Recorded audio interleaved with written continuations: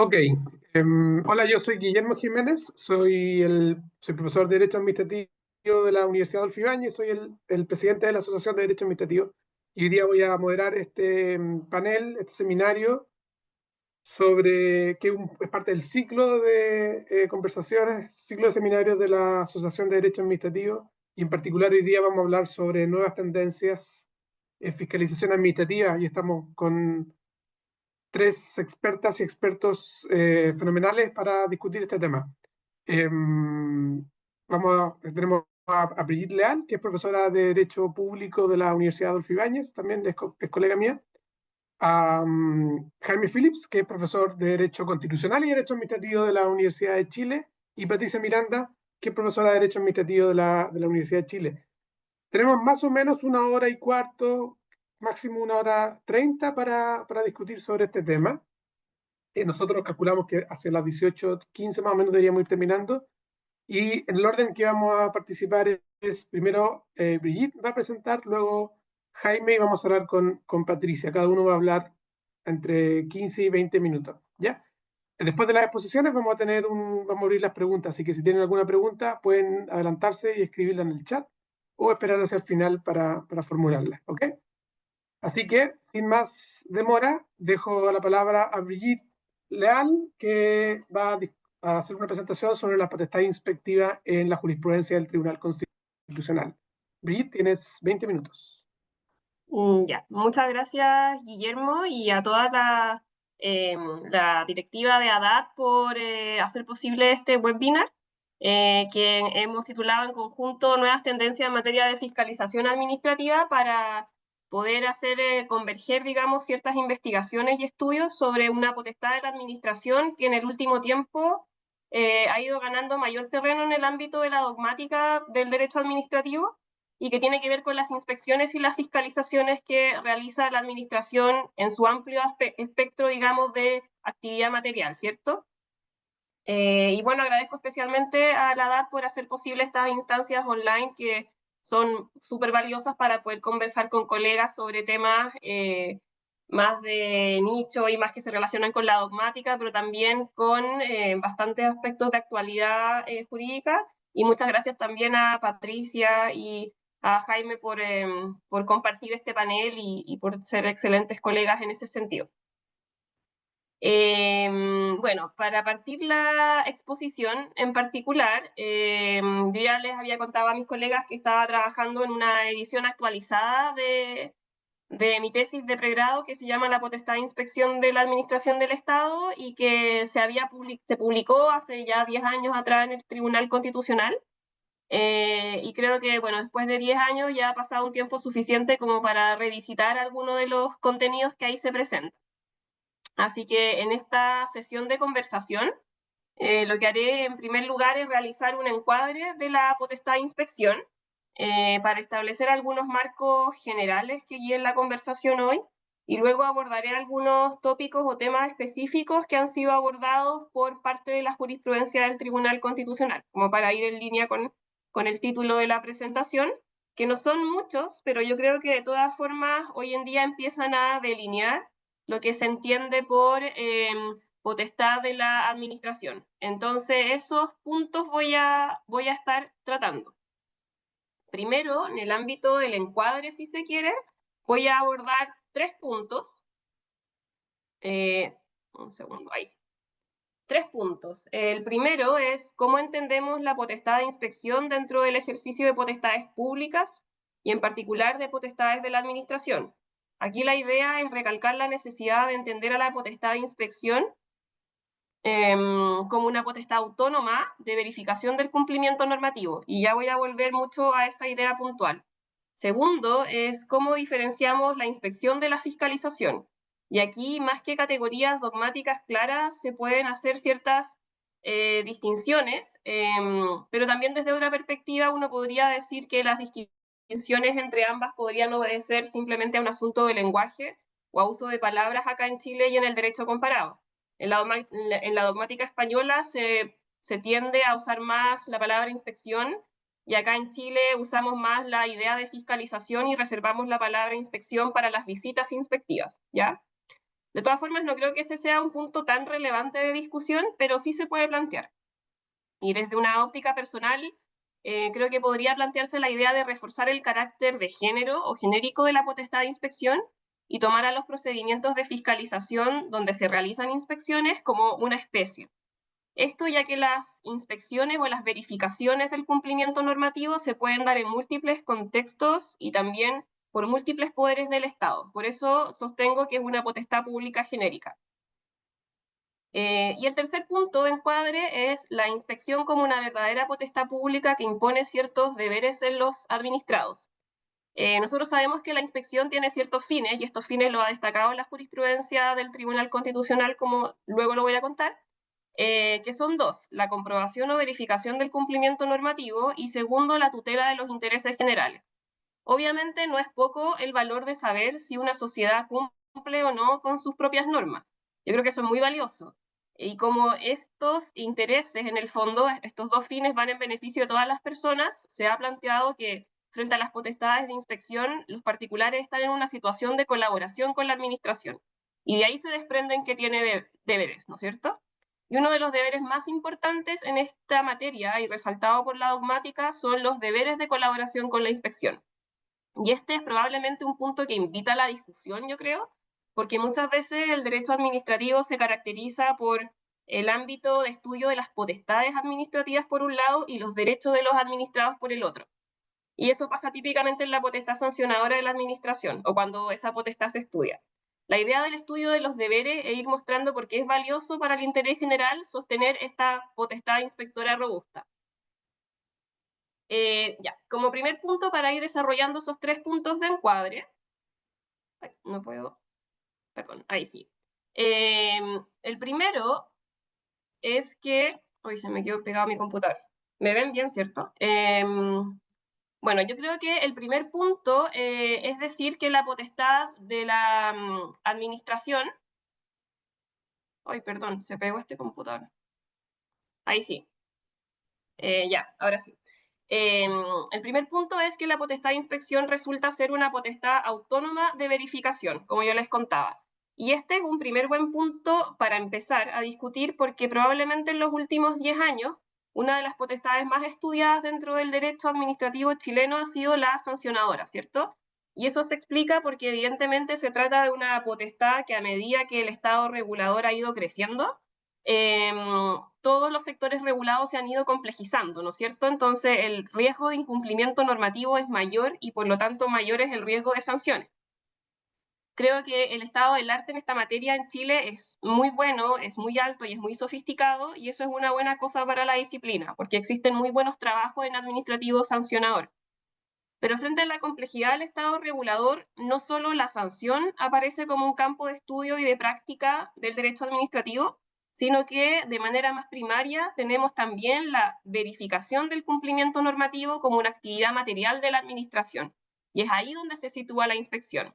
Así como en el sector privado, por ejemplo, hoy en día se escucha cada vez con más fuerza esta idea del compliance, del cumplimiento y de la prevención, lo mismo sucede en el fondo con ciertas potestades inspectivas en el ámbito público, ¿no es cierto? Y por lo tanto habrían buenas razones para sostener que en el sector público también es sumamente relevante el ejercicio de potestades para verificar el cumplimiento normativo e idealmente prevenir los conflictos. En este contexto, la potestad de verificación del cumplimiento normativo como tal tiene un carácter autónomo de otras potestades administrativas, o al menos eso es lo que yo estuve sosteniendo en mi trabajo. Y con la inspección administrativa lo que importa es que es una potestad que sirve para levantar información, para levantar datos, y eso obviamente es sumamente valioso en una economía y en una sociedad como la que tenemos hoy, donde tenemos que velar por el correcto funcionamiento de los mercados, de actividades de interés público, o para proteger de manera efectiva bienes jurídicos importantes como el medio ambiente, la salud pública, entre otros. Y por eso que tener información sobre el cumplimiento normativo revela mucha información sobre qué tan maduras son nuestras sociedades. Luego, en cuanto al segundo punto, de la potestad de inspección como una potestad genérica, ahí podemos deslindar un poco las distinciones entre inspección y fiscalización. Como yo les dije, podría ser una mera cuestión de lenguaje, Pero por otra parte, también tenemos que reconocer que la potestad de inspección puede entenderse como una potestad genérica, cuyo ejercicio se da en distintos poderes del Estado. Por ejemplo, el Poder Legislativo, tenemos las comisiones investigadoras en la Cámara de Diputados que realizan inspecciones o verificaciones del cumplimiento normativo sobre actos de gobierno. En el caso de los tribunales, en general contamos, por ejemplo, con la muy conocida inspección personal del tribunal, que es una forma de verificar in situ ciertos hechos de cumplimiento normativo o no, que pueden ser decisivos en una controversia, y así las potestades inspectivas públicas se despliegan en diversos contextos institucionales, y ellas pueden tomar distintas formas. La visita inspectiva es una, pero también existen requerimientos de información, citaciones a declarar, entre otras.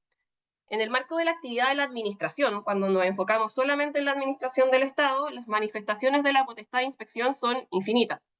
En el libro estudié 9 casos de inspección, pero hay probablemente muchos más, y en los últimos años tenemos ejemplos también muy sofisticados debido a la mayor complejidad técnica de los sectores regulados o de los mercados regulados, como pasa en educación superior, en el caso del mercado financiero. Yo sé que Patricia en un momento más se va a referir a estos temas desde el punto de vista orgánico.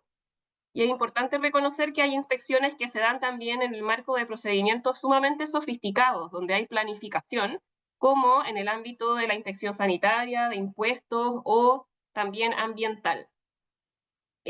Por eso, la idea fuerza en esta materia es que la potestad de inspección es una potestad genérica que tiene múltiples manifestaciones y no solamente la visita inspectiva, que es probablemente la más conocida. Y llegamos al último punto del encuadre, que tiene que ver con la potestad de inspección y los deberes de los administrados. La manera tradicional de estudiar el derecho administrativo es en torno al ejercicio de potestades públicas, como les contaba, y al enfrentamiento de sus frenos, ¿cierto? Y estos frenos en general están dados por los derechos de los particulares o los administrados. Pero esa foto del derecho administrativo, si bien es correcta, puede ser incompleta. A mi juicio, probablemente no capta todos esos matices que ocurren en la actividad material de la administración y en las relaciones jurídicas que existen entre la administración y los administrados, donde algunas de ellas requieren precisamente de la colaboración. Y yo creo que ese es un punto en el cual el derecho administrativo podría expandirse bastante más. Para que las potestades inspectivas puedan operar siquiera, y si uno lo piensa, digamos, mirando ejemplos, sobre todo en contextos de alta complejidad normativa, se necesita un cierto tipo de colaboración de los administrados para poder levantar información. Y por eso yo creo que la potestad de inspección representa un caso interesante para la cooperación que puede existir entre el Estado y los particulares. Y ellos así, porque las inspecciones o verificaciones del cumplimiento normativo son técnicas que plantean una relación jurídica en torno a un objeto que se inspecciona, ¿no es cierto? Que en particular es una, o sea, que puede ser, por ejemplo, una actividad regulada, a veces un servicio público, un bien jurídico colectivo como el medio ambiente, etc. Para que existan entonces verificaciones efectivas, casi por definición se requiere de la cooperación de los administrados, sobre todo cuando lo inspeccionado no son actos puntuales, sino operaciones o actividades complejas, como yo les contaba. Estas relaciones de cooperación han sido resaltadas en el derecho español, en la dogmática española esto se ha tratado, y en Chile probablemente no se ha tratado aún de manera sistemática. Y por eso creo que acá como que todavía hay un trabajo por hacer y ojalá que las nuevas generaciones y todo el talento que también ADAP ha ido, digamos, aglutinando, digamos, podrían acá encontrar un campo fértil también para mucha expansión dogmática. Porque también yo creo que ya el sistema administrativo chileno ya tiene una madurez necesaria para ir perfilando no solamente los derechos de los administrados, sino que también los deberes y las relaciones de cooperación que deben existir, digamos, con distintas agencias públicas. Y en cuanto a la jurisprudencia del TC, que ya esta es la segunda gran parte de la exposición, voy bien en el tiempo, sí. Ya, ahora vamos a pasar entonces a este punto de la jurisprudencia del tribunal. Y bueno, ya les adelanté un poco que probablemente no hay tanta jurisprudencia porque en general hay que pensar que la inspección en general es una actividad material y que por lo tanto se judicializa cuando ya existen tal vez algún sumario de oficio o se ha comenzado la instrucción de un procedimiento sancionatorio. Entonces, todo lo que sabemos de la inspección en el ámbito jurisdiccional tiene que ver más que nada porque ya se han constatado infracciones y por lo tanto se conoce de ella a través de procedimientos sancionatorios. No obstante eso, estas jurisprudencias permiten ir, o estas líneas jurisprudenciales permiten ir teniendo una perspectiva dogmática sobre las relaciones jurídicas entre la administración y el administrado en materia de inspección, ¿ya? Y eso es lo que abordo en general en el capítulo 2 del libro. Yo creo que la jurisprudencia más, digamos, clara e ilustrativa y que se puede aplicar, digamos, a la actividad material de la inspección es la jurisprudencia que existe en torno a las actas de inspección en el Tribunal Constitucional. Han habido varios casos en los últimos 10 años en que esto se ha discutido. Hay una jurisprudencia más o menos asentada, a veces han existido empates de votos, pero en general, y como idea general, se ha sostenido que las actas de inspecciones tienen un valor probatorio que admite prueba en contrario, digamos, y que no representa presunciones iure de iure para efectos de corroborar una infracción. Entonces, por ejemplo, como solamente para mencionar algunos ejemplos, han habido sentencias en materia de pesca y acuicultura en esta materia. Recientemente hubo una en el 2024 y ahí se ha señalado que las normas sectoriales en materia de actas de inspección en pesca y acuicultura no establecen presunciones incapaces de ser desvirtuadas, sino reglas de valor probatorio y de suficiencia probatoria, lo que admitiría prueba en contrario. Es decir, que el contenido de lo declarado por los particulares y que consta en actas tiene este valor de suficiencia y no de presunción de iure, como les decía recién.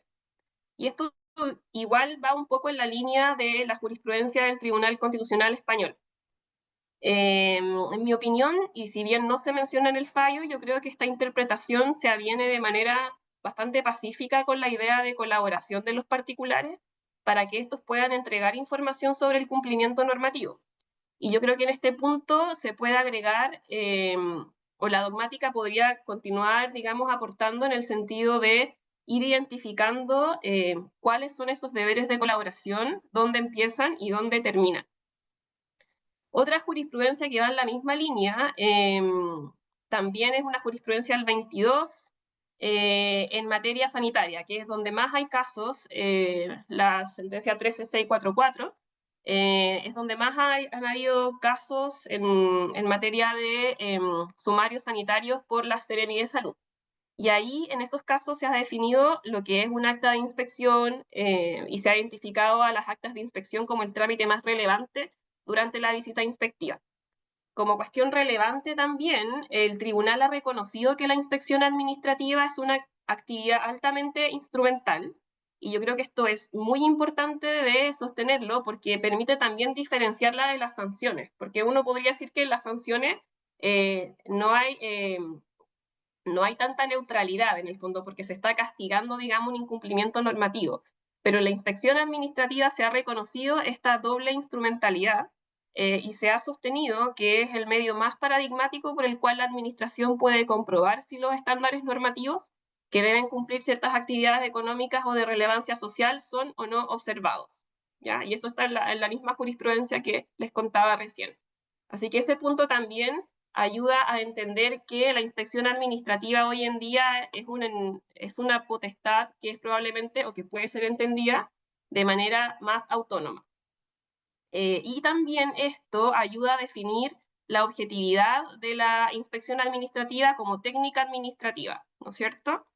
Hay otros casos, no quiero también abusar del tiempo, pero donde más se ha observado esta jurisprudencia de inspección es en materia sanitaria y que se ha ido confirmando. Como yo les contaba, en general se han rechazado los requerimientos de inaplicabilidad, a veces se han rechazado por empate de votos, o sea que también hay unas disidencias que pueden ser estudiadas, pero en general se sostiene que las actas tienen una alta calidad, digamos, probatoria, pero que siempre admiten prueba en contrario y por lo tanto en general no se afectan directamente las garantías que se asocian en general al debido proceso en esta materia, ni tampoco se afectan las actuaciones de los tribunales porque siempre se conserva la posibilidad de impugnar, ¿no es cierto?, judicialmente las actuaciones de la administración, como principio general de control de la administración.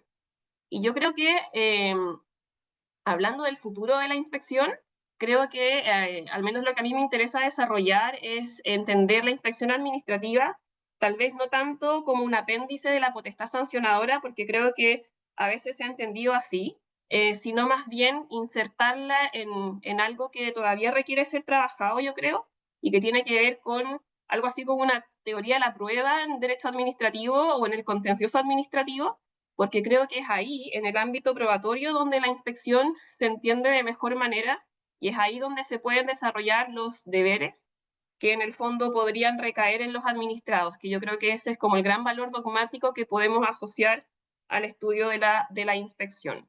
Así que eso por mi parte, y bueno, agradecer también mucho el intercambio que he tenido con Patricia y con Jaime a propósito de estos temas. Así que yo creo que ya estoy en el tiempo, Guillermo. Bueno, gracias, Brigitte. Gracias.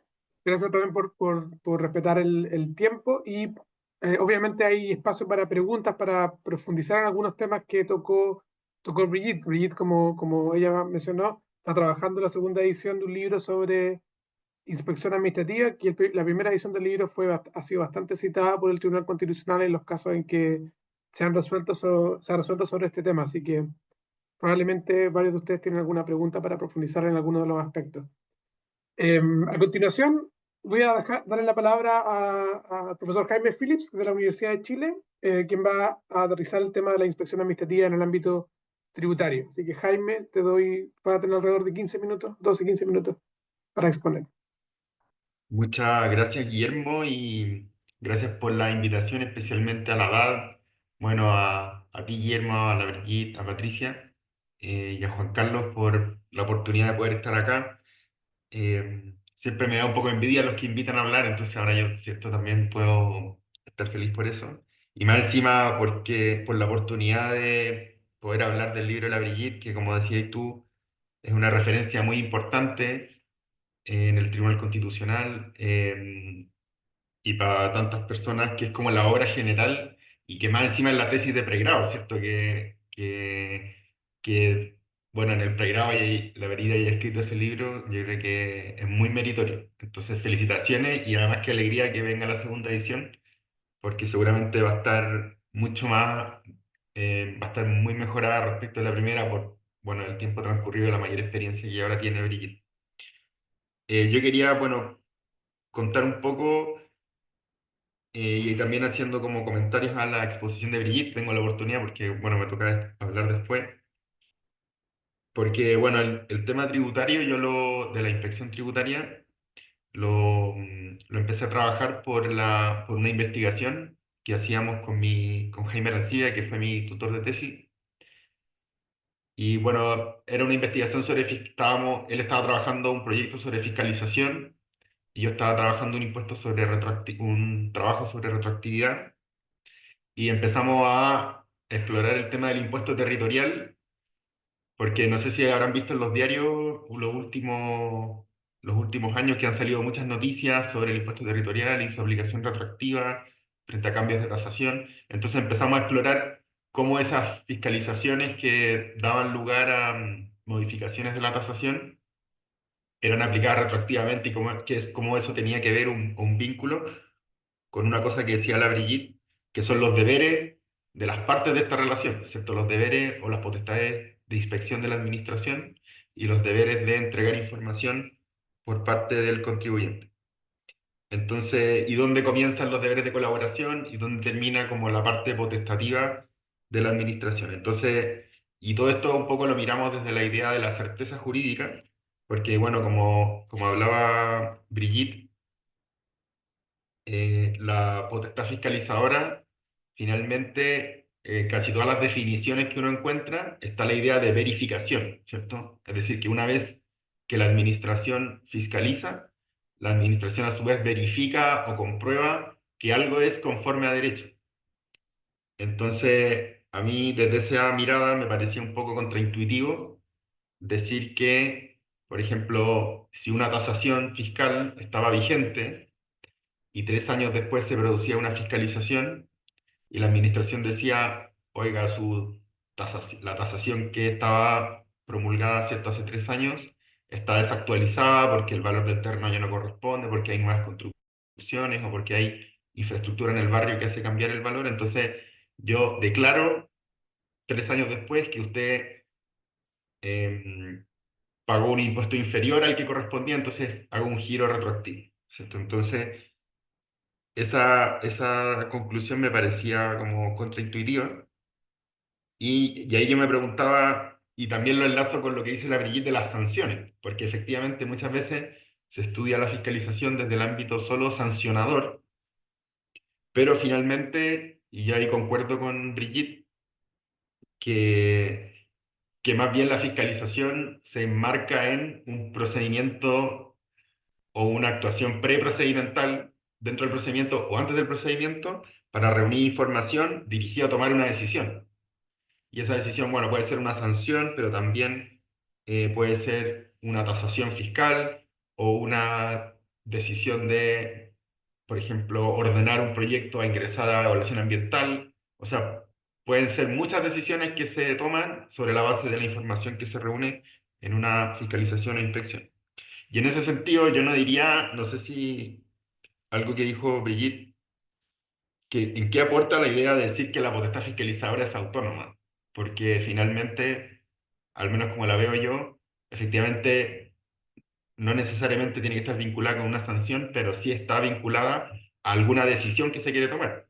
Porque uno no fiscaliza porque sí nomás, sino que quiere fiscalizar para eventualmente, si es que se detecta una infracción o se detecta algo que hay que corregir, se tome la decisión que amerita la situación. Entonces le dejo ahí esa pregunta, a ver qué nos puede decir más adelante. Y bueno, justamente a propósito de lo tributario, el libro de Brigitte habla de la inspección tributaria, pero claro, entonces, y ahí también surge un tema, porque pareciera ser que el paradigma de la inspección tributaria es el impuesto de declaración, como el impuesto a la renta. Ese es el paradigma. Entonces, cuando se plantea la inspección tributaria, se plantea siempre desde la idea de que, bueno, el contribuyente presenta su declaración anual e Impuestos Internos tiene un plazo de prescripción dentro del cual puede revisar los antecedentes y, por ejemplo, citar al contribuyente y solicitar información o solicitar aclaraciones. Pero el impuesto territorial tiene esa diferencia, que se trata de un impuesto de giro. Entonces, ahí el contribuyente, en teoría, uno diría que no tiene esa obligación de presentar, o sea, no tiene esa obligación de presentar una declaración anual, por ejemplo, sino que más bien responde a la categoría de impuestos que el servicio tiene que determinar. Desde ese punto de vista, la ley de impuesto territorial incluso dice que es deber del Servicio de Impuestos Internos mantener actualizadas las tasaciones fiscales. Entonces, ahí hay un contrapunto y creo que en esas dos configuraciones, las potestades de fiscalización y los deberes del administrado se comportan de modo distinto, ¿cierto? En un caso hay una norma como, por así decirlo, de compliance, donde en el impuesto de declaración el contribuyente se autofiscaliza y presenta la información y la administración tiene un plazo para determinar que si esa información cumple con el estándar, ¿cierto?, legal. En cambio, en el otro caso, impuesto interno, la carga de determinar el tributo está en impuesto interno y creo que el contribuyente debiese poder confiar en que la tasación vigente es la correcta mientras no exista un movimiento fiscalizador por parte de la administración. Em, Bien, entonces yo creo que desde ese punto de vista, en el caso del impuesto territorial, por ejemplo, una de las cosas que, por ejemplo, ha dicho la jurisprudencia administrativa de impuesto interno en aplicación de las normas del impuesto territorial, porque en esa ley se especifican, por ejemplo, los medios que tiene el servicio para informarse del valor de los predios. Entonces, por ejemplo, habla de la información que provean municipalidades, notarías, conservadores de bienes raíces, y en último lugar habla de la información que entregue el contribuyente, cuando sea, en la forma que sea solicitada por el Servicio de Impuesto Interno. Entonces, en la jurisprudencia administrativa hay una circular del servicio que señala que finalmente la información que el contribuyente tiene la obligación de entregar es toda la información que incida en la determinación del valor del predio. Y de algún modo, administrativamente, por así decirlo, se da vuelta la tortilla y se le impone al contribuyente un deber general de entregar información, de mantener actualizado el servicio, cuando en mi opinión la norma legal es la contraria, es que el servicio es el que tiene que mantener actualizado el impuesto, el valor. Entonces, yo creo que ahí, quizás ahí está el error y por eso este tributo genera como mucho conflicto en la jurisprudencia, porque, porque este tributo, muchos contribuyentes, claro, interponen reclamos con ocasión de estos cambios retroactivos de la tasación. Y, por ejemplo, en algunos casos la Corte Suprema incluso ha dicho que esta interpretación de la ley de impuesto territorial sería un caso de tributo manifiestamente injusto, ¿cierto? Que sería de aquellos que están prohibidos por el artículo 19, número 20 de la Constitución, justamente por esta idea de revertir un poco la norma general, ¿cierto? De que el impuesto no es de declaración, sino que es de giro, ¿cierto? Pues bien, entonces en este caso uno diría, bueno, ¿cómo, en este caso tan específico, cómo se conjugan los deberes de información y de fiscalización? Y entonces yo creo que el punto de inflexión está en que el contribuyente tiene un deber de colaboración con la administración, pero ese deber de colaboración no nace con un requerimiento, por así decirlo, genérico, administrativo genérico, sino que nace cuando, cuando el servicio le solicita información dirigida a una persona determinada, ¿cierto? Cuando solicita información a personas determinadas y la persona ve, Impuesto Interno me está pidiendo una información tributaria. Ahí, desde ese punto de vista, si el contribuyente incumple esa colaboración exigida en particular, ahí podría uno hablar de que la persona no puede confiar en que la tasación vigente es la que refleja el verdadero valor del tributo. Entonces, como que en el trabajo que hicimos con Jaime Arancibia y con un abogado que se llama Eugenio Benítez, que es tributarista, como que le dimos como una mirada a la fiscalización del territorial desde los deberes legales. Entonces, como que tratamos como de determinar en específico cuáles son los deberes de uno y otro para en qué casos corresponde la tasación retroactiva y en qué casos no. Y claro, y para terminar quisiera como decir algo sencillo, porque ahora como que he estado explorando como un poco la fiscalización en los impuestos de declaración. Entonces, por ejemplo, en materia de impuestos de declaración, el artículo 59 también establece como el 59 del Código Tributario deberes de colaboración del contribuyente, pero hay una regla bien interesante en que cuando una vez que la administración fiscaliza una situación, una declaración de impuestos, y dentro del cual tiene un plazo, ¿cierto?, para citar, girar o dictar una resolución, ya no puede volver a fiscalizarte por los mismos hechos o circunstancias, salvo, digamos, situaciones excepcionales. Entonces, esa institución que algunos llaman como una especie de, creo yo, de manera impropia, una especie de cosa juzgada administrativa, eh, creo yo que también refleja un poco la idea de que una vez que algo es objeto de fiscalización, la persona que fue fiscalizada, en la medida que cumplió con el estándar legal de obligación legal aplicable, puede confiar en que sus operaciones o su actividad es conforme al ordenamiento jurídico. Bien, eso sería todo. También una última pregunta para Brigitte, que ella mencionó una cosa de la potestad de inspección como atribución genérica.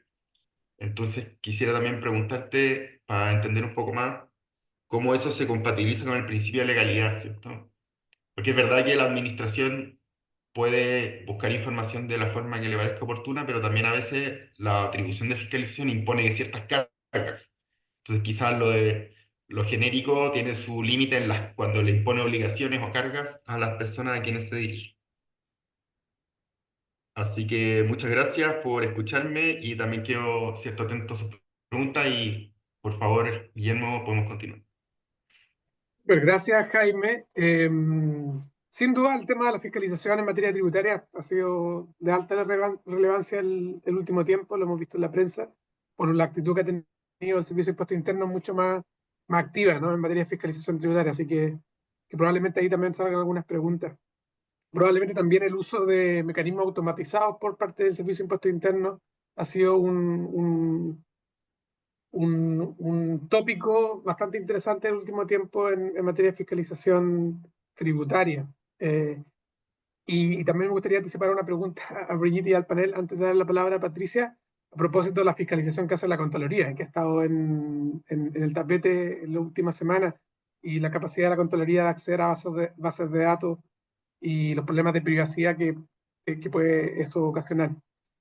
Antes de pasar a las preguntas, cerramos ya con la última intervención de la profesora Patricia Miranda, que es profesora de Derecho Administrativo de la Universidad de Chile y que se va a referir a los aspectos orgánicos de la inspección administrativa. Patricia, tienes 15 minutos y puedes compartir tu presentación. ¿Se ve? Es súper. Ya, súper. Tienes que ponerlo en modo presentación. Ahí sí. Ya. Muchas gracias. Bueno, muchas gracias a todos por estar acá hoy día en la tarde. También muchas gracias Brigitte y Jaime, Guillermo como representante de la DAD, a pesar de que yo también estoy en la DAD, pero también gracias a la DAD por esto, por esta instancia. Y bueno, vamos a hablar desde una perspectiva más orgánica del modelo de fiscalización chileno. Y la verdad es que hablo de modelo entre comillas porque no hay en verdad un modelo de fiscalización propiamente tal. Es difícil, y no solo, o sea, no es que sea difícil, no es posible hablar de un modelo cuando tenemos instituciones tan disímiles como por ejemplo la Subsecretaría de Telecomunicaciones, como un organismo descentralizado que está en la línea jerárquica ministerial, cuando tenemos por ejemplo la Dirección del Trabajo, que no tiene sujetos cualificados, sino que en general tiene una competencia mucho más transversal. Y en ese sentido es difícil hablar de un solo modelo, ¿no es cierto? Pero me parece importante destacar el caso de las superintendencias porque de alguna manera ha sido una configuración que ha resistido el paso del tiempo desde inicios del siglo XX, al menos desde una perspectiva funcional, y desde esa perspectiva tiene una fisonomía bastante reconocible. O sea, esta idea de que tenemos organismos encargados de fiscalizar a privados. Vamos a ver que eso también igual ha cambiado porque también hay superintendencias, por ejemplo, que fiscalizan a servicios públicos y en áreas particularmente relevantes o donde existen ciertos intereses, ¿no es cierto?, particularmente sensibles que se quieren cautelar. Y desde esa perspectiva, entonces, observamos en distintos sectores, ¿no es cierto?, la creación de superintendencia, la creación sistemática de superintendencia, como por ejemplo en seguridad social, en sectores concesionados y en otro que pareciera un bolsillo payaso, digamos, en otras áreas sensibles, que va desde medio ambiente o educación superior, etcétera.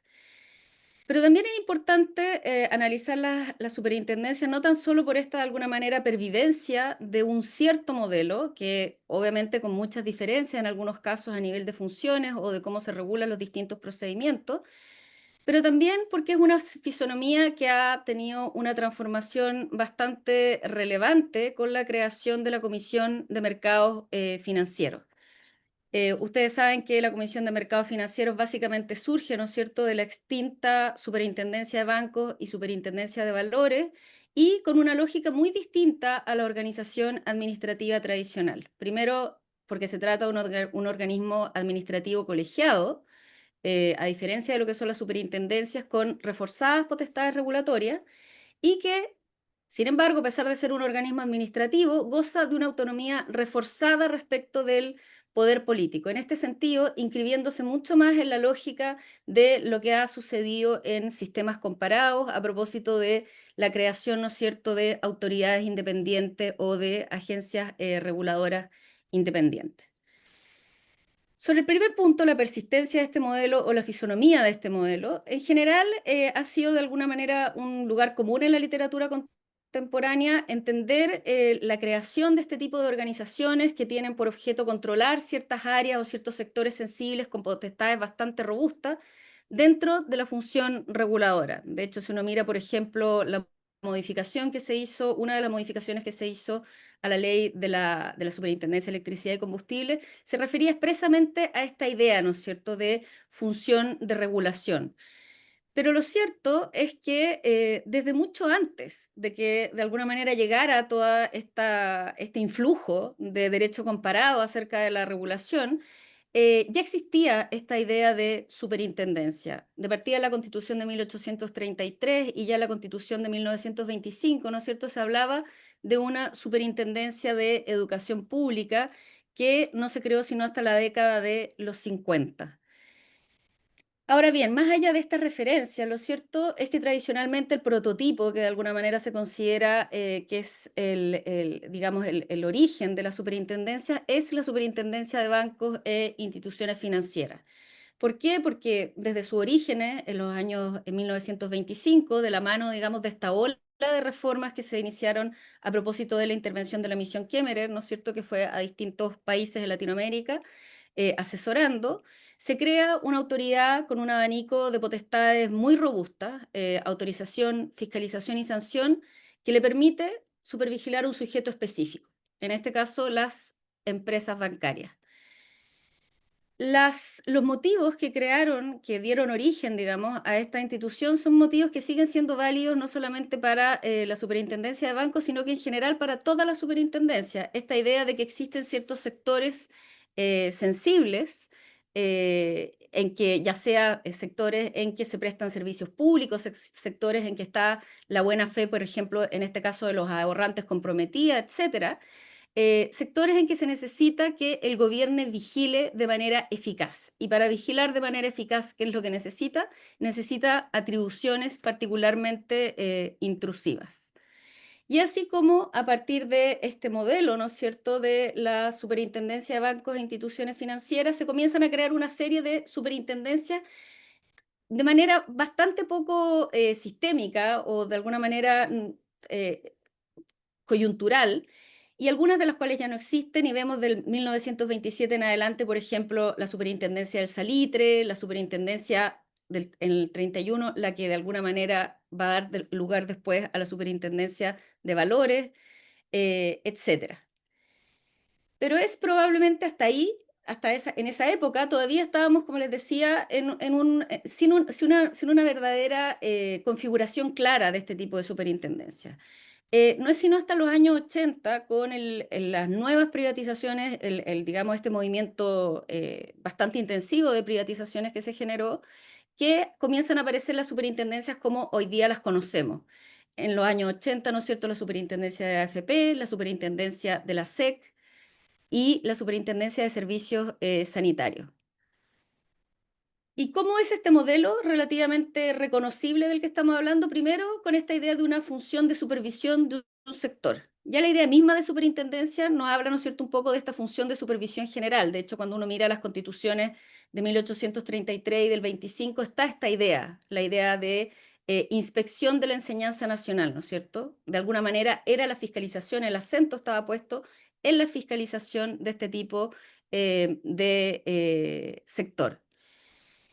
Y es así como si uno mira, todas las superintendencias en general ocupan verbos bastante similares. Fiscalización, control, supervigilancia, autoridad técnica de control. Todo de qué es lo que habla en definitiva, habla de una cierta finalidad, ¿no es cierto? La finalidad es cautelar el cumplimiento del ordenamiento jurídico a fin de que se pueda tutelar eficazmente ciertos bienes jurídicos protegidos en el sector en que intervienen.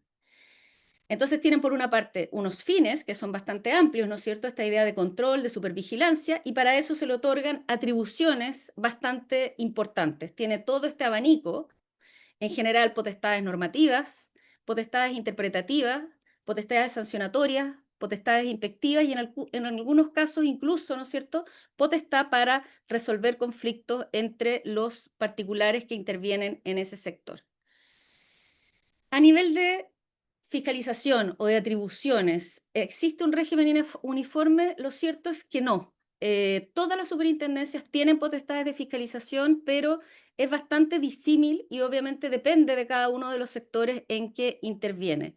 Lo que sí yo diría que es probablemente un elemento común a todas ellas son los importantes márgenes de discrecionalidad que se dejan a la superintendencia. Pensemos, por ejemplo, en la superintendencia de medio ambiente, que acá lo vemos. Las atribuciones que tienen los funcionarios dicen pueden, en el cumplimiento de sus labores inspectivas, hacer una serie de, está taxativamente enumerada una serie de actuaciones que pueden hacer, pero en general tiene una regla de clausura, proceder a la ejecución de cualquier otra medida tendiente a hacer constar el estado y circunstancias de la actividad fiscalizada. La extinta superintendencia de bancos era más o menos lo mismo y de hecho esta norma se mantiene ahora en la Comisión de Mercado Financiero, te idea de examinar sin restricción alguna y por los medios que estime del caso, negocios, bienes, libros, etcétera, requerir de sus administradores y personal todos los antecedentes y explicaciones que juzgue necesario. Se observa así entonces, en este caso, y también vamos a ver, por ejemplo, acá en la SEC, este importante margen de maniobra que se le otorga a la administración para poder determinar cuáles son esas medidas que tiene que adoptar, lo que evidentemente plantea, ¿no es cierto?, dificultades, o más que dificultades, plantea de alguna manera limitaciones al control que se puede efectuar posteriormente por los tribunales. Aparte de esto están las características organizacionales y es acá donde yo creo que cuando hablaba de una de las mayores cambios que se ha hecho con la Comisión de Mercado Financiero y por eso hablo de esta transformación, es precisamente a nivel organizacional. Las superintendencias se entienden como órganos descentralizados, con autoridades unipersonales y que intervienen en sectores determinados. Si bien al principio hubo un periodo de experimentación, se observaba la preeminencia de un modelo más bien centralizado. No es, incluso la misión Kemmerer, que en otros países, cuando de alguna manera recomendó la creación de una superintendencia de banco, la dotaron de mucha mayor autonomía. En el caso de Chile, se configuró recién como órgano autónomo con personalidad jurídica en 1976. Antes era una autoridad que era nombrada por el presidente de la República y estaba bajo su jerarquía. Luego, como les decía yo, de los 70 y cuando también comienzan todo este periodo de privatizaciones, se adopta esta configuración estándar, órganos descentralizados y que en definitiva esto ¿qué es lo que significa? Que tienen una mayor autonomía en la gestión. Y tienen autonomía, pero como ustedes saben, los organismos descentralizados tienen una característica fundamental y que tiene que ver con el régimen presidencialista y en general con esta disposición constitucional que el presidente tiene, ¿no es cierto? Está a su cargo el gobierno y la administración del Estado, se relacionan con el presidente de la República a través de vínculos de supervigilancia y que se traducen en este caso fundamentalmente en esta idea de que son órganos de designación presidencial y de libre remoción. O sea, no son tan independientes, sobre todo si uno las compara con lo que han sido los modelos de otros sistemas jurídicos en que la autonomía, uno de los principales lugares por donde pasa es precisamente por el estatuto orgánico de estas instituciones. La idea de que, por ejemplo, el nombramiento y la remoción esté de alguna manera mediada por ya sea otros poderes o también por causales tasadas en el caso de la remoción. Y es aquí entonces donde llegamos a uno podría decir, último estadio, es discutible, sobre la transformación que ha sufrido este tipo de organizaciones, no este tipo, porque siguen obviamente todas vigentes, pero que se ha dado en el marco de las superintendencias con la Comisión de Mercados Financieros. Hay una cuestión más o menos transversal que se observa en las últimas décadas en Chile, pero que en derecho comparado es bastante más antiguo, que es esta idea de la mayor demanda de autonomía, que obviamente desafía la organización administrativa tradicional chilena. O sea, esta idea de que tenemos un presidente de la República que se vincula con los distintos órganos, ya sea a través de vínculos de jerarquía o a través de vínculos de supervigilancia, que en este caso es bastante fuerte, que es esta idea, ¿no es cierto?, de nombramiento y remoción de los titulares de los organismos descentralizados. Y en esta demanda de mayor autonomía ha alcanzado una serie de organismos, de partida los constitucionales, que ahí no hay mucho que decir, están en la Constitución, misma jerarquía, digamos, que donde está establecida este poder del presidente de la República de administrar, pero también a nivel legal. Pero a nivel legal hasta ahora solamente habían surgido, sobre todo en materia de defensa de derechos fundamentales. Pensemos, por ejemplo, el Instituto Nacional de Derechos Humanos, pensemos, por ejemplo, la Defensoría de la Niñez, etcétera, y que además son organismos que en general no tienen potestades muy intrusivas. Pensemos también en el Consejo para la Transparencia, que está, ¿no es cierto?, para cautelar una garantía fundamental que es precisamente el poder acceder a los documentos y a los antecedentes que tiene el Estado en su poder. Y acá, entonces, obviamente la Comisión de Mercado Financiero destaca porque es un cambio de alguna manera radical en este sistema de organización. ¿Por qué? Porque por una parte tenemos un organismo que reúne potestades muy robustas, a diferencia de lo que sucede, por ejemplo, en los organismos de defensa de derechos fundamentales, y por otra parte, se le establece un estatuto reforzado de autonomía respecto del presidente de la República, respecto del poder central. ¿Por qué? Bueno, acá, de la misma manera que sucedió en su minuto a propósito de la superintendencia de bancos, que fue de alguna manera una reforma impulsada desde afuera, ¿no es cierto?, desde organismos internacionales, desde recomendaciones o estándares internacionales, en este caso también tuvo mucha importancia, ¿no es cierto?, las recomendaciones de la OCDE. Y que lo que en definitiva se criticaba de alguna manera la debilidad institucional que tenía la superintendencia de bancos y la superintendencia de valores, y en ese sentido la necesidad de crear un organismo que se parece bastante a lo que hemos visto en el derecho comparado, ¿no es cierto? Primero, un organismo colegiado, de manera de que existan contrapesos al interior de este mismo organismo en las decisiones. Segundo, también un organismo colegiado porque se podía afectar, digamos, la imparcialidad, el hecho de que existiera que existiera una autoridad unipersonal que de alguna manera estuviera investigando y resolviendo procedimientos sancionatorios, y además de modo de permitir renovaciones por parcialidades, ¿no es cierto? De manera de, precisamente, que es una de las cuestiones que se hacen,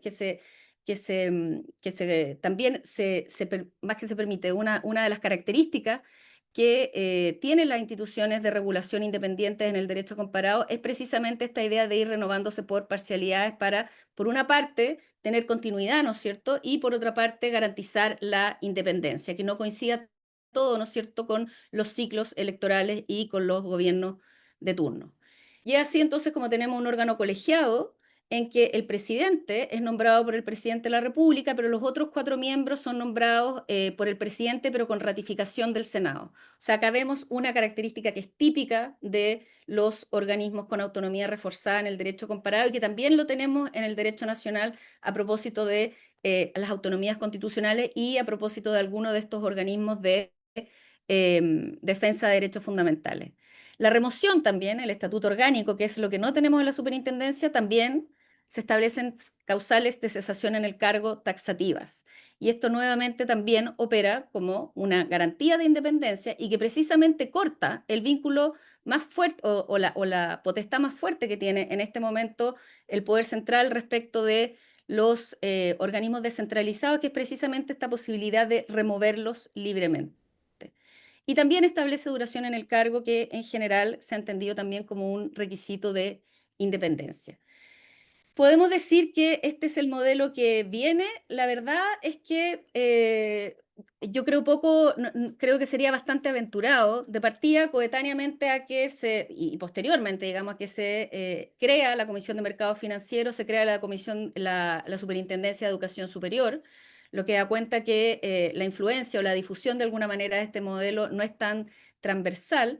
Pero sí quisiera llamar la atención sobre, de alguna manera, la importancia que ya ha empezado nuevamente a dársele a la necesidad de autonomía y que se vio reflejada en el texto de la constitución de la comisión experta, que elaboró la comisión experta en el segundo proceso constitucional fallido. Ahí uno ve, de alguna manera, esta preocupación por identificar y permitir, a través de la Constitución, ¿no es cierto?, crear estos organismos con una autonomía reforzada respecto del poder central. Esta idea de establecer medidas para asegurar independencia, esta idea también de permitir que participen distintos órganos en la designación, nuevamente a propósito de la independencia orgánica que tienen que tener estas instituciones. También esta idea que la remoción tenga que estar basada o fundada en causales taxativas, objetivas y específicas, etcétera. Y también, muy importante, que es precisamente una de las cosas que más se critican, ¿no es cierto?, en derecho comparado, bueno, cómo controlamos a estas instituciones, también esta idea del mecanismo de revisión de cuentas y también de mecanismos de incompatibilidad, o sea, instrumentos causales de incompatibilidad o de inhabilidad para los titulares de estos cargos. Con esto, básicamente, lo que quiero decir es que, en definitiva, el modelo de superintendencias parece un modelo afianzado, pero claramente yo creo que el influjo, la difusión, por lo menos, de estas ideas que provienen del derecho comparado ya están comenzando a permear de manera bastante fuerte en nuestro ordenamiento jurídico. Sin perjuicio de lo cual hay que tener presente que en general en todos los sistemas no hay un solo modelo y que tiene que ver obviamente con los sectores también donde actúan y de qué manera actúan, si son multisectoriales, etcétera. Y por eso en ese sentido yo creo que hay que mirar con bastante detención y no sé si con escepticismo también, esta idea de ir generando cada vez más órganos con una autonomía reforzada respecto del presidente de la República, que fue lo que vimos, por ejemplo, en el primer proceso constitucional, en que se constitucionalizaron con autonomía, o se intentó, porque también fue fallido, se intentó constitucionalizar una serie de instituciones con autonomía reforzada. Bueno, eso sería todo por mi parte. Muchas gracias. Excelente, gracias Patricia. Ahí creo que cubrimos gran parte de los temas interesantes respecto de la inspección, tanto los aspectos potestativos y de control como orgánicos. Hay varias preguntas en el chat, así que, y estamos bien en el tiempo, así que creo que podemos, no sé si va a haber alguna otra pregunta, creo que hay una última pregunta, pero yo tengo recopiladas las preguntas que se habían formulado hasta hace un instante. Creo que la mayoría de las preguntas pueden ser mejor respondidas por Brigitte, pero son abiertas a todo el panel, ¿ya? Así que lo que voy a hacer es resumir un poquito las preguntas y luego le voy a dar la palabra a Brigitte, Jaime y Patricia si quieren hacer alguna referencia a responder algo. Voy a sumar, eso sí, a las preguntas que se han hecho en el chat una pequeña pregunta mía, aprovechando mi calidad de moderador. Déjenme resumir las preguntas, solo el tema. Ustedes pueden revisar en el chat la pregunta más, su formulación más específica, pero según lo que yo tengo, Ignacio Sepúlveda hace una pregunta que vincula la fiscalización administrativa y debido proceso. Él sugiere que hay problemas de debido proceso, especialmente en la emisión de actas de fiscalización por parte de órganos administrativos, o al menos eso él ha sostenido en algunos casos que ha visto, dice Ignacio Sepúlveda. Creo que es una pregunta especialmente para Brigitte. Luego Juan Carlos González pregunta sobre si sería una buena idea tener un consejo de fiscalización en general, una especie de CAIG, de Consejo de Auditoría Interna General de Gobierno, pero en materia administrativa. Creo que es una pregunta que podría mirar y tratar de responder Patricia, sobre todo, porque apunta a los aspectos orgánicos. Me imagino que Juan Carlos está pensando en la idea de crear un órgano transversal de fiscalización administrativa o que fiscalice los parámetros de fiscalización administrativa. Luego Juan Sebastián Cabezas hace una pregunta que es bien interesante, que tiene que ver con la inspección a petición de parte. Entonces, ¿hasta qué punto, cuáles son los parámetros que tiene que considerar la administración para iniciar procesos de fiscalización no iniciados de oficio, sino que por peticiones de terceros? Eso creo que es una pregunta que probablemente le interesará a Brigitte, quizás Brigitte puede abordar. Y la última, entiendo que ahí había un par de últimas preguntas en el chat ahora último, pero hay una de Aaron Sandoval que apunta a la autonomía de la inspección y cómo un proceso de inspección puede o no llevar a la aplicación de una sanción. Y ahí creo que eso va a forzar también a Brigitte a contestar una pregunta que ya había sido formulada por Jaime. Déjeme hacer una muy pequeña pregunta mía antes de darle la palabra y les pido también que miren las preguntas que están en el chat. Tengo dos preguntas a Brigitte. Una es sobre si el cambio de integración en el Tribunal Constitucional ha llevado a cambios en esta materia. en varias materias, como ha cambiado la integración en los últimos 5 años del Tribunal Constitucional, uno detecta cambios, vaivenes en la jurisprudencia del Tribunal Constitucional. Entonces, la pregunta es si la inspección administrativa es uno de ellos. La otra pregunta, Brigitte, no puedo dejar de hacerla, yo sé que puede ser un poco comprometedora o difícil, es si tienes alguna impresión sobre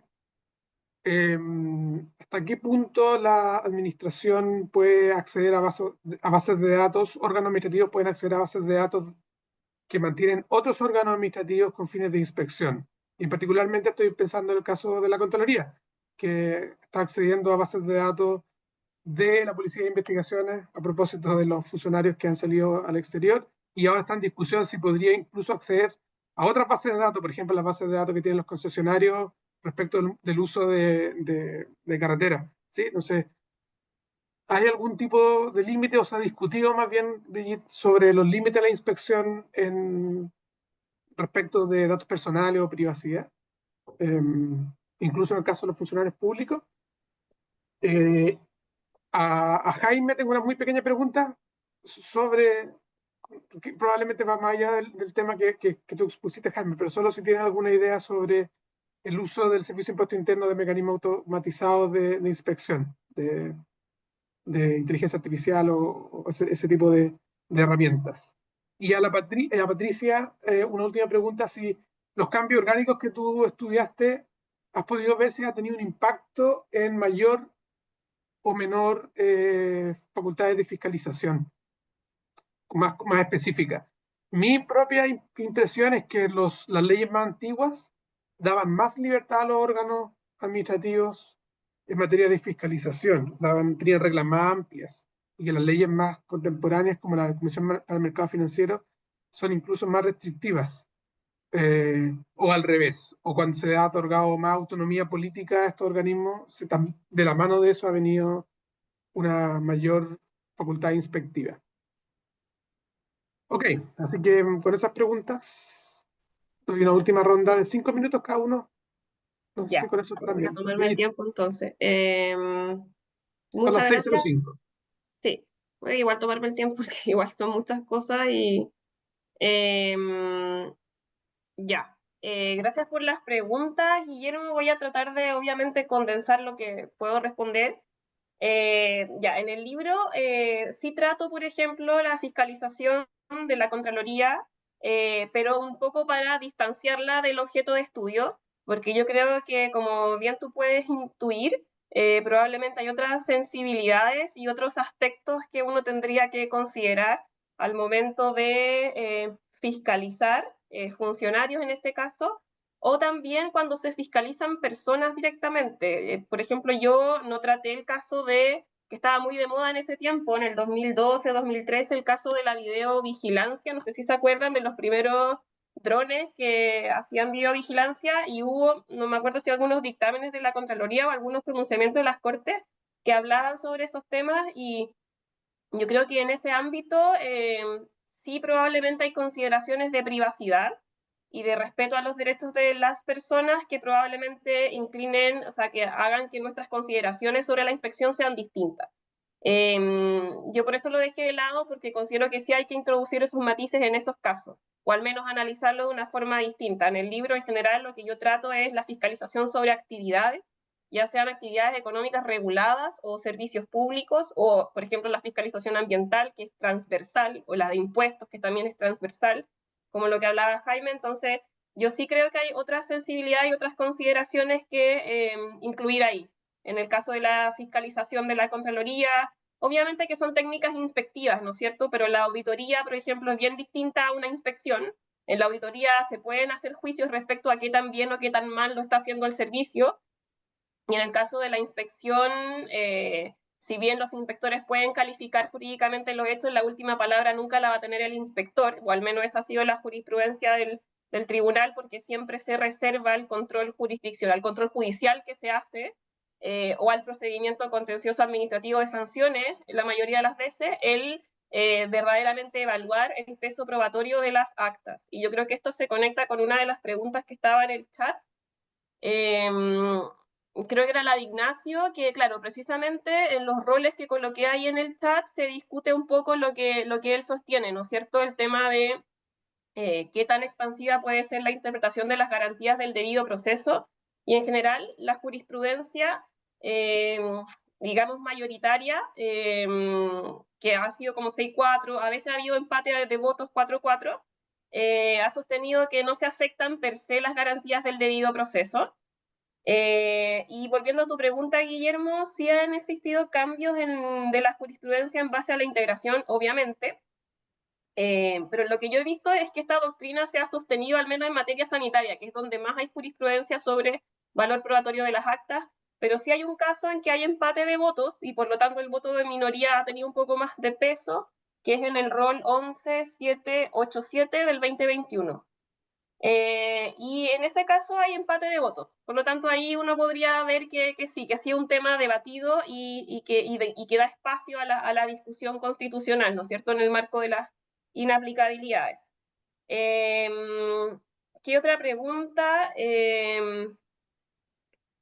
No sé si las abordé todas. Bueno, yo creo que en el tema de debido proceso, volviendo a eso, de nuevo, los inspectores en general, o sea, ha existido una tendencia a creer que, digamos, la acta de inspección genera plena prueba y que no puede ser controvertida, perdón, por el administrado. Y la verdad es que en la jurisprudencia del tribunal eso se ha tratado y no, nunca se ha dicho que el administrado nunca tiene un derecho a oponer pruebas, ¿cierto? Se ha dicho que se reserva eso incluso en el marco del sancionatorio, donde eso es posible, e incluso durante la actividad material de la administración, porque en los artículos del Código Sanitario dice que el administrado se puede presentar con toda la información o pruebas disponibles, no me acuerdo de cómo lo frasea, pero al menos ese es el estado del arte. Y yo creo que es importante retomar esta idea de la potestad inspectiva como una potestad autónoma, porque como bien lo pudo poner en la mesa Jaime, no siempre se hacen inspecciones con la finalidad de sancionar. Se hacen inspecciones con la finalidad de tomar decisiones. A veces decisiones que son positivas para los administrados, como por ejemplo saber cuánto estamos recaudando, digamos, cuánto el fisco recauda para poder gastar de mejor forma. O sea, podría ser otra forma de decisiones que necesitamos tomar y que requerimos la información. Y yo creo que este tema va a ser bastante presionante en el futuro, donde la economía va a ser basada en información, va a ser basada en datos. Así que me parece que es importante seguir explorando esta autonomía de la inspección. Y ahí estoy en el tiempo. Gracias. Si es que hay un poquito más de tiempo, Brigitte, puedes hacer referencia a las preguntas que han ido apareciendo en el chat. Pero mientras tanto, le doy la palabra a Jaime. Gracias, Guillermo. Mientras la Brigitte piensa que responder, puedo yo también decir unas cosas. Respecto de lo que pregunta Juan Carlos del Consejo de Fiscalización. Claro, creo que quizá ahí se podría pensar en eso, pero la dificultad estaría porque la fiscalización es demasiado heterogénea. Quizás la auditoría es algo más acotado, como tiene como unas reglas más localizadas. En cambio, la fiscalización de combustible, medio ambiente, tributaria, ¿cierto? Puede ser demasiado distinto como para crear una instancia como unificada. Y respecto de la pregunta súper interesante de Guillermo de la privacidad y de los procedimientos automatizados, creo que esas dos preguntas están como relacionadas, porque desde el punto de vista de la privacidad, claro, en el estado del arte, creo yo que la privacidad o la reserva de información íntima tiene como su límite en las potestades legales, ¿cierto? O sea, en la medida que hay una potestad legal con la suficiente especificidad para pedir la información, la debiese entregar y yo creo que quizás la Contraloría se amparó en eso para conseguir la información de la PDI. Y ahí, bueno, si que hubiese una divergencia o desacuerdo, ahí la alternativa sería ir al Tribunal Constitucional y ver si es que el derecho a la privacidad debe ceder ante el ejercicio de estas potestades o no, ¿cierto? Y ahí, bueno, se produce como esa gran tensión entre la investigación, que está muy viva en el derecho penal, pero también acá, pues, ¿cierto? Entre la investigación y las facultades intrusivas Pero claro, no tengo la respuesta a cómo resolver, al menos con lo que se ahora, esa tensión. Y respecto a los procedimientos automatizados, creo que también a veces la recolección automatizada de la información también puede dar lugar a problemas con la privacidad. En el caso tributario, me parece que ha habido como mucho conflicto porque a veces las resoluciones que actualizan las tasaciones vienen como prefabricadas, como de forma muy, si no automática, porque hay mucha opacidad en este punto, pero hechas como muy en forma masiva. Entonces eso también da lugar a litigación cuando la decisión no se entiende los fundamentos o no viene a la medida. Entonces no sé si se están haciendo automatizadas, pero me parece que a veces como la carga de trabajo es tan grande que se opta por tomar decisiones rápidas y que si reciben una impugnación espectacular y si no, se queda firme la decisión. Respecto a lo que preguntaba Ignacio del acta de inspección, quizás ahí, porque naturalmente creo que el acta de inspección tiene que recoger hechos, ¿cierto? Hechos y no valoraciones jurídicas. Y en ese sentido, quizás se podría explorar como alternativa el hacer valer como los deberes de abstención cuando la autoridad, la ley de procedimiento y la ley de bases generales no regulan como la implicancia y recusación de forma tan detallada como el Código Orgánico de Tribunales, pero sí establecen un deber de abstención cuando hay circunstancias que arrestan imparcialidad. Entonces, un prejuzgamiento en ese sentido, como un prejuzgamiento en el acta, podría, cierto, hacerse valer como causal de abstención y eventualmente como nulidad de la diligencia en la medida que sea lo suficientemente grave. Creo que quizás se podría explorar eso como una impugnación excepcional de un acto trámite. Respecto de la pregunta de Iván, me pareció súper interesante eso, lo del servicio de biodiversidad y áreas protegidas. Yo, mi opinión, obviamente sin, porque está obviamente, como dice él, en etapa de implementación, sería como ponerle ojo a la coordinación, porque ya la institucionalidad ambiental está como súper poblada de organismos y también hay, bueno, están los tres clásicos, ministerio, servicio, superintendencia, pero también las municipalidades tienen competencia, ahora viene este servicio, entonces quizá ahí el tema va a ser la coordinación. Por ejemplo, yo he visto como descoordinaciones entre la super y el servicio en materia de pertinencia, que a veces se fiscalizan unidades o proyectos que tienen pertinencia negativa y eso creo que se podría como explorar como medida de coordinación. Y por ejemplo también el servicio de biodiversidad tiene competencia en materia de humedales, entonces cómo eso conversa con las competencias del ministerio en materia de humedales y la zona declarada y el polígono y qué ha dicho el tribunal y cómo el tribunal ha ido como perfilando los polígonos. Y entonces ahí va a estar como muy presente. Yo sé que la ley lo dice, pero otra cosa obviamente es llevarlo a la práctica. Y creo que, por último, en la pregunta de Aarón, me quedan 10 segundos. Bueno, está el libro sobre esto de no iniciar un procedimiento, está el libro de Rosa Gómez, sobre el principio de oportunidad, ¿cierto? Que si bien no está normado explícitamente en administrativo, sí ella como que en ese libro ha ido explorando como la posibilidad de un principio de oportunidad, que también es una realidad porque la superintendencia tiene mucho trabajo, como ha mostrado Patricia y no, la verdad que tienen que priorizar los casos de alguna forma y quizás es mejor hacerlo de manera más pública que hacerlo de forma como un poco escondida, dejando atrás algunos expedientes y priorizando otros. Eso sería, me parecieron tan interesantes las preguntas que intenté contestar lo que más pude, así que muchas gracias por la oportunidad y adelante, Guillermo. Gracias, Jaime. Y para cerrar, le doy la palabra a Patricia. Bueno, muchas gracias. Creo que la mayoría de las preguntas no iban para mí, así que voy a responder la tuya, Guillermo. Quizás la del CAIF también es una buena pregunta para responder. Sí, yo ahí también creo como Jaime que es muy difícil, si bien uno puede entender que las superintendencias tienen tienen ciertos rasgos, ¿no es cierto?, que le dan una fisonomía especial, son muy diversos los sectores en que intervienen y por lo mismo los instrumentos también son diversos y la forma de regular cada uno de ellos. Entonces me parece crear un órgano adicional, digamos, para que podría ser, no sé, la lógica de una coordinación, me imagino.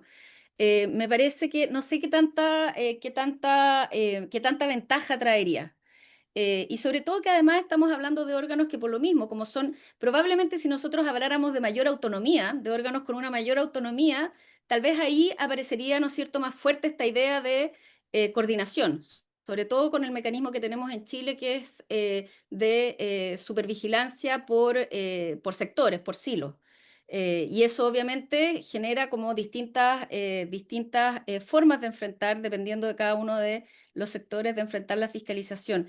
Pero en principio me parece complejo desde esa perspectiva. No sé, digamos, en el estadio actual, en qué podría aportar una institución de esta naturaleza con las distintas herramientas que tienen la superintendencia.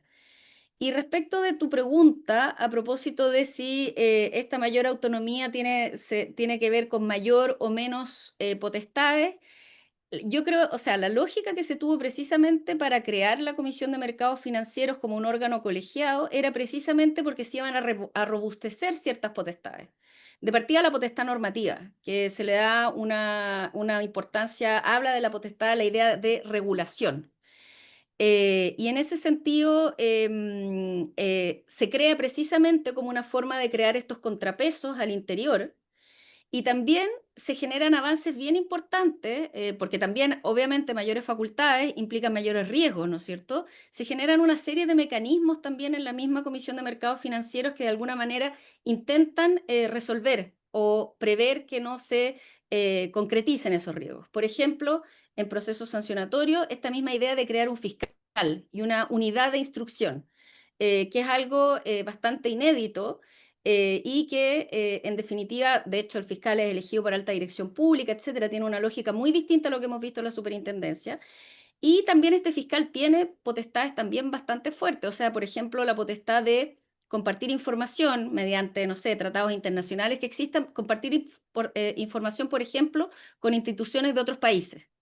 Y eso obviamente que es una potestad bastante fuerte que se le está entregando ahora. Entonces, lo que yo diría es que la autonomía es una respuesta precisamente a estas mayores potestades porque necesitamos de alguna manera evitar la captura, ¿no es cierto? Y que de alguna manera se generen estos contrapesos al interior, y a su vez, como también tenemos mayores potestades, tenemos mecanismos más sofisticados para precaver los conflictos que se pudieran generar en el ejercicio de cada una de ellas. Eso es lo que yo diría.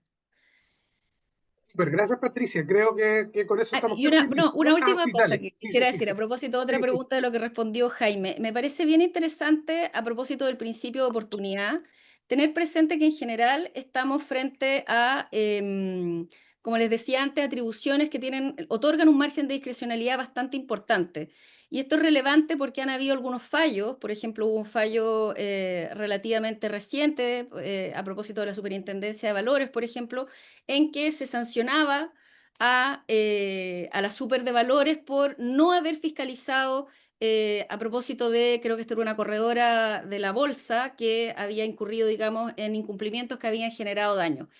Y hay en ese sentido ciertos fallos que de alguna manera como que a través, digamos, de la interpretación de cómo se debía ejercer esta potestad fiscalizadora, están de alguna manera controlando de una manera más estricta la forma en que operan en estos casos las superintendencias. Y como dijo Jaime, a mí me parece que es bien importante en estos casos, precisamente no solamente por un tema de que tienen muchas potestades, sino que también por una realidad que hay recursos humanos limitados, también reconocer ese margen que tradicionalmente tienen este tipo de instituciones para poder definir de qué manera cumplen mejor su función de supervigilancia. Ok, ahora sí, gracias, Patricia, por destacar eso también, esa dimensión de la potestad inspectiva que tiene que ver con quizás a veces exceso de actividad y otras veces con déficit o con omisiones o pretendidas omisiones. Creo que tenemos 2 minutos para que Brigitte pueda, si gusta, responder la última pregunta que no alcanzó a responder en la primera ronda. Sí, bueno, solamente pronunciarme por lo que planteó Iván, creo, respecto de SBA. Sí, Iván Becerra en el chat. Sí, yo también concuerdo con que en cuanto a mejores prácticas, o sea, primero yo creo que SBA va a representar un desafío institucional muy importante en materia de cómo se maneja la información ambiental, y una información ambiental que es súper sofisticada, que es información sobre los ecosistemas. no es una información sobre como cumplimiento o no de la norma. Yo creo que en derecho ambiental está lleno de complejidades y una de esas es que es información sobre a veces ecosistemas, bueno, especies y todo eso tiene una naturaleza que es cambiante, es evolutiva, entonces creo que ahí va a ser un buen laboratorio para mejorar nuestras prácticas. Una de ellas yo creo que además de lo que dijo Jaime, el tema de la coordinación, el buen manejo de la información, porque también creo que podrían haber ciertos traslapes entre la actividad fiscalizadora que ya existe en materia ambiental, de la superintendencia y de algunos órganos sectoriales, y las competencias que va a tener el SBAP. De hecho, en la ley del SBAP hay una regla de concursos, que no la había visto antes, concursos de sanciones, entonces creo que sí, bueno, es un caso que estoy estudiando aparte a propósito de la segunda edición, pero además de la coordinación, me parece que darle un buen manejo a esta información tan compleja que es la información ambiental, y que es altamente técnica y que cambia muy rápido. Así que me parece que esa podría ser una buena práctica, que se sofistiquen los mecanismos respecto de los cuales se va a levantar información, porque no todo va a ser posible levantarlo a través de visitas inspectivas. No van a ver no, el Estado probablemente no tiene tanta capacidad para tener tantos funcionarios que puedan ir, digamos, a las áreas protegidas a fiscalizar o a los humedales, sino que vamos a tener que crear mecanismos de monitoreo mucho más sofisticados y usar la tecnología. Creo que eso va a ser súper importante. Eso por mi parte. Sé que hay más preguntas. Los temas sanitarios los remito a la propia jurisprudencia del TC que cité ahí, y que se ha discutido sobre este valor probatorio cualificado de las actas de inspección. Y eso por mi parte, y también agradecer las múltiples preguntas. Obviamente nos quedaríamos mucho tiempo más respondiendo, pero también tenemos que ir cerrando, creo. Sí. Gracias, Brigitte. Y claro, ya estamos en la hora que nos impusimos para poder cerrar, o si no nos podríamos quedar mucho más rato. Pero también les recuerdo a los demás a todas las personas que se conectaron, que va a quedar la grabación disponible en nuestro sitio web y también la vamos a enviar a las personas que estaban inscritas. ¿Ok? Así que quiero de nuevo agradecer a la profesora Brigitte Leal, a la profesora Patricia Miranda y al profesor Jaime Phillips por compartir esta tarde con nosotros su trabajo de análisis y de estudio de la potestad inspectiva, y los dejo invitados a las demás actividades que como Asociación de Derecho Administrativo estamos constantemente realizando. Eso es todo por mi parte, que tengan muy buenas tardes. Gracias, Guillermo, y a todos los asistentes por su interés en Muchas la... gracias a Muchas todos. Sí. gracias. Que estén bien. Chao, chao.